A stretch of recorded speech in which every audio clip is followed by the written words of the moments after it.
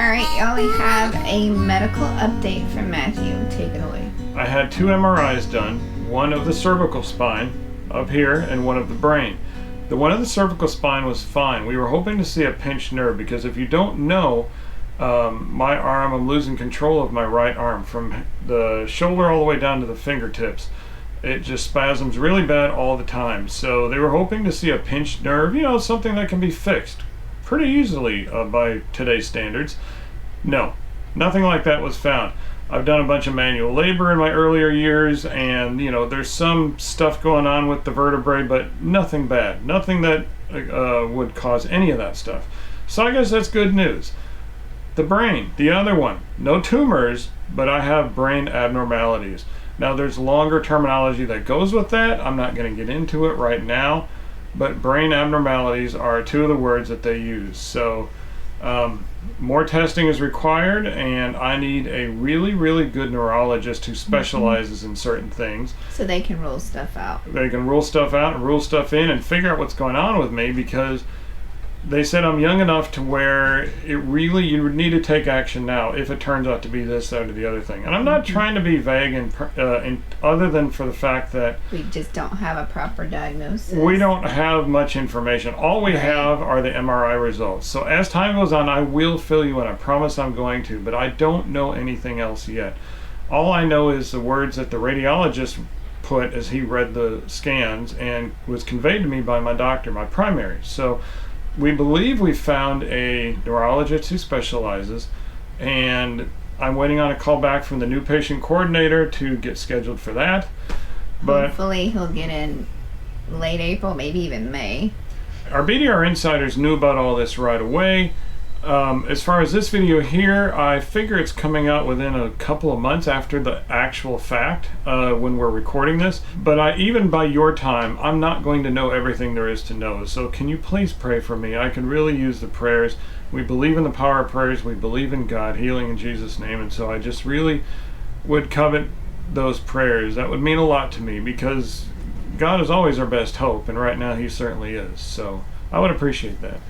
And also, we think the neurologist that he picked that he's going to get into, hopefully, you said he's he's known for being a good diagnostician. Like, instead of the first flake neurologist that I went to, who literally said, and I'm not exaggerating, he said, I don't want to do any testing on you. We're just going to throw some pills at you. I'm like, whoa, no. He's a neurologist and didn't even want to do a brain scan, and come to find out, it's a good thing he had the brain scan, because they found some abnormalities that they need to investigate more. So this new one is known for being a good diagnostician. He's known for being a bulldog. It's from what I've read, anyways, for being a bulldog and being tenacious and going after the root of the problem.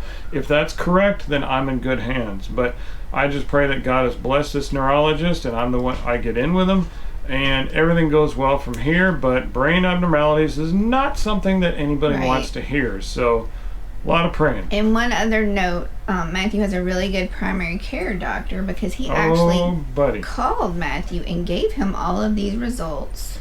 He called me. Have y'all ever had a doctor call you? I never have. She's had a lot of medical stuff in her day, and we've never had a doctor call. It's always the nurse, which is great. And it's usually, can you make an appointment to come in or something? No, he called and had an appointment over the phone. Wasn't scheduled, wasn't charged or anything. So it was wonderful. I really love my primary care doctor, and he's really going through the steps with me. And he also didn't mind if Matthew picked a different neurologist than who he originally sent him to. He just said, whatever you want is most important, and we'll send the paperwork or your scans or whatever to that neurologist. Now, I'm not talking about the flake. I actually had a second one who I've never seen yet, because he's backed up till August, but I'm not thrilled with him. So I'm going with the third one, and he said that it's just fine. Whoever you think is best, I'll support you. I'll send over your results to them. Away we go. But if we have taken anything away from this so far in this journey, is don't give up if you thought you had the top dog specialist or whatever, and you're just left disappointed. Just keep finding the right doctor for you, because they're out there. Sometimes it just takes extra legwork and digging or whatever. And we tried to start up here. We had to go down the ladder, humble our prospects, so to speak, And that's where we got to the right doctor. The right primary care is the best quarterback for us.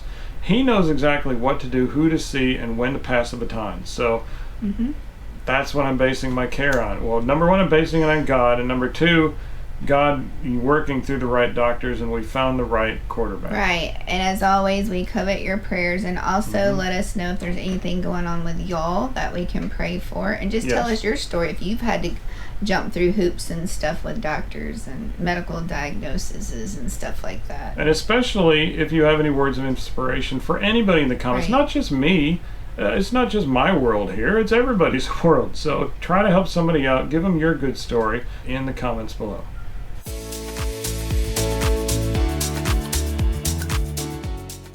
We know we left y'all hanging at the last video that y'all would be surprised where our next stop would be. And we told you to guess, and we said, tell us the city where you think that we're going to go. So what was your guess? Should we tell them? Uh-huh. We're in Chiefland. We stayed put. And the reason is, Florida's a little wacky. So we're in, late March now? Yes, it's March 25th. So late March, folks, when it gets to April or May, when it starts getting super duper hot, the prices literally in many places get cut in half or better. Not kidding. It's cool. Well, it's not cool outside, but it gets cool price-wise. It's really good. So we're in a park right now that's actually pretty affordable for an RV park, and it's a pretty good one. And we've met some amazing people here. So even though it's slowly killing us on the inside, we're going to be here for the 3rd month. Can you believe it? 3 months, these from the people who moved every 2 weeks last summer. So y'all have to stay tuned to see by the time we leave here, if we get to leave, which I think we are. If we get to leave, we're permanent. Is he going to know how to hook the RV up? Are we going to know how to bring the slides in and do all that stuff? Because we are normally people that move every week to every 2 weeks, and now we're sitting stationary for like 3 months. What's an RV? How do you tow? Gee, I hope I remember.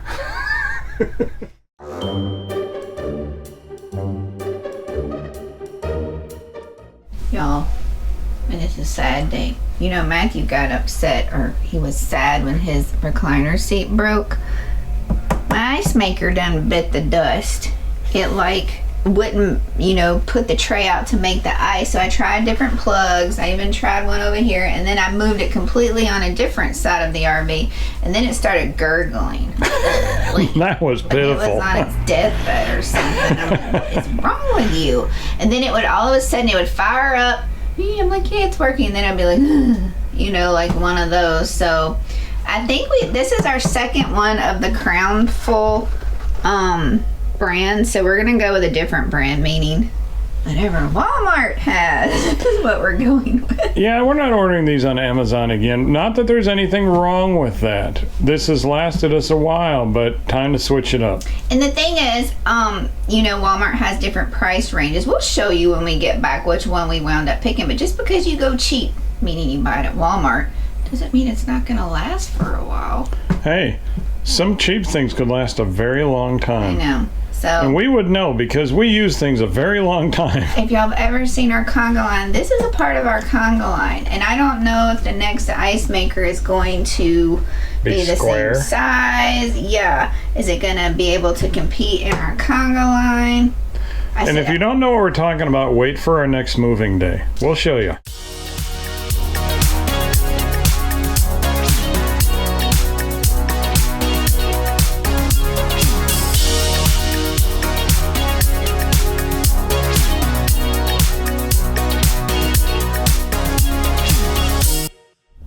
Y'all, this is the before and the other side. Stay tuned for the after. Alright, y'all, we traveled all the way to Brooksville, which is like an hour and a half away, for Matthew to get a haircut. Now, what is today, Wednesday? So we came on a Wednesday because, well, not only did I need a glamorous haircut, but more importantly, perhaps, I would say I needed to get a copy of my medical records. Specifically, a copy of the MRI of my brain and the other stuff. And they only do that Monday through Friday. And it's in Brooksville, which is an hour and a half away. So sacrifices had to be made. And I went and got the CD. It's on a CD, so they give you the images and the write-up from the radiologist. But I'm sure you don't care about that. All you care about is a haircut. You heard haircut and you were hooked. So I went to Great Clips, fanciest place in town, but it's cheap, sort of, and I'm happy with it. Finally got a haircut. I needed one. And if you're waiting for the after, this is the after. Yay, nice and short. I didn't get one because I was trying to go to salons, and it's the week before Easter, and the ones around here were kind of booked up or they were way expensive. I'm like, yeah, no. And he had to wait at least 30 minutes for Great Clips, like right when they open, and he called them yesterday. They're like, yeah, it's kind of slow in the morning. And then we go on a Wednesday, and I mean, they're like not slow out the door even after he went in. So I'm thinking it's because the Easter weekend's coming up. Everybody wants to look their best for Easter Sunday. So here's the after. Yay, after. But ladies, they said there's a salon in Chiefland, so maybe I'm just going to have to make an appointment, because when I did it before, we could do walk-ins, but I guess you don't do walk-ins in a salon before Easter.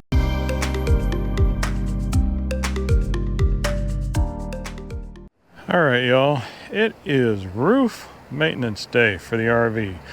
I'm going to give you a couple of guesses as to what we're doing. Here's guess number one. Here's clue number one. You see that? And now we're at the very back of the RV. Here is clue number two. Let me explain what's going on. You see this black wire loom? It's a wire loom. It's like a protective covering over the wires that go between solar panels. See? Let me zoom out. Solar panels. So we've had these on here since year one. And we've had this wire loom up here since year one. However, between the sun, the weather, the birds, whatever, it just doesn't last. So, time to get more on there and replace it. All right, here's our supplies. We got a big coil of wire loom from Amazon.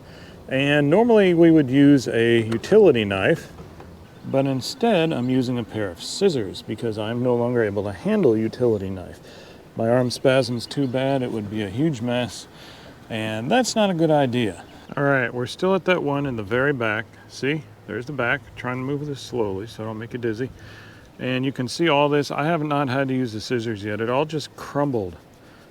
Isn't that amazing? It just crumbled in my hand. So that was easy to remove. Now I just need to cut off a new section. This wire loom comes split on one side. You might can see that the wire is inside it on one end and out of it on another end. Again, it's split on one side, and I have literally been able to do this with just one hand, because that's all I have to work with is one good hand, because my other one is so chaotic. So it's really a simple, even for me, this is a pretty simple one. I got to clean up my mess, of course, but we're going to do the second one that's just like this, and I'll show you when it's all done. All right, back where we started. Let me show you the finished product. Here is the first one I showed you. Look how good that looks. Now I did this all with one hand, except for using the scissors. That took two hands.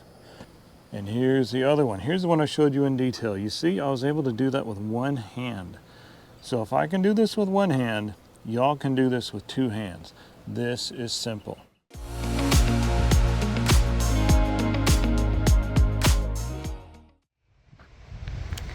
Alright, y'all, we're at the cemetery, but this time we're at the Cedar Key Cemetery. It was established in 1886. They actually closed this cemetery at dusk. You can see the big, let me zoom out some, the big gates and the concrete pillars. So let's go inside and take a look. And I want to show you something neat. Like a lot of these graves, y'all see how it's completely encapsulated in concrete. And then I'll pan you over here. There's some more. Let me zoom in so y'all can see. It's kind of like a concrete tomb. Well, you know, Cedar Key has had a lot of devastating hurricanes come through. So we came across this grave right here.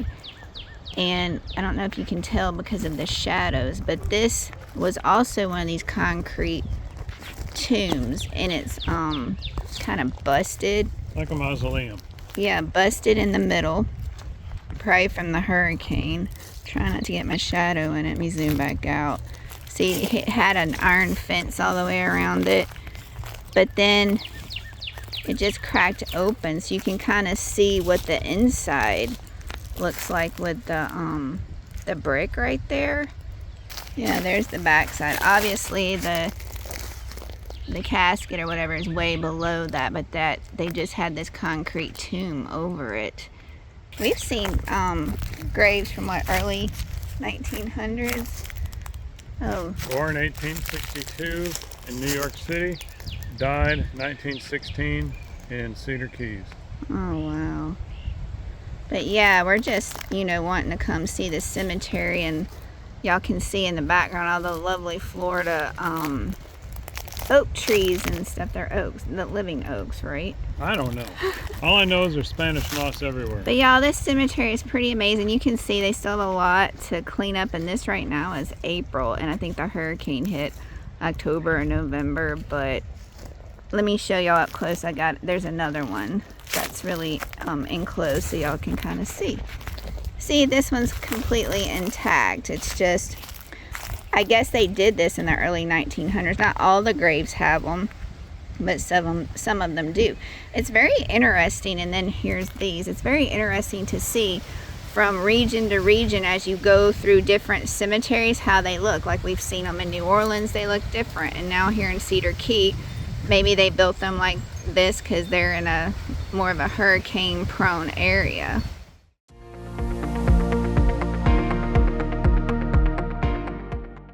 I don't know if y'all can see what's going on, but the light bulb's kind of hanging out. Look at that, y'all. I went to take the bulb out because I wanted to go to Walmart and get another one, and it's like, I'm not unscrewing. So now this was going to be my project, and now it's my project. It's his project. So how's it coming? Well, it felt like it was moving. I can't unscrew that much at a time.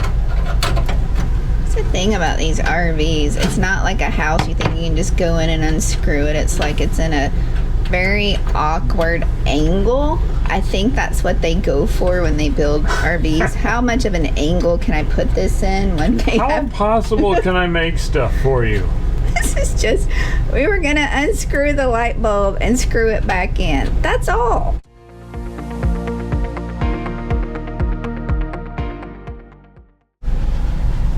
So how I made this work is, this was recessed up in here.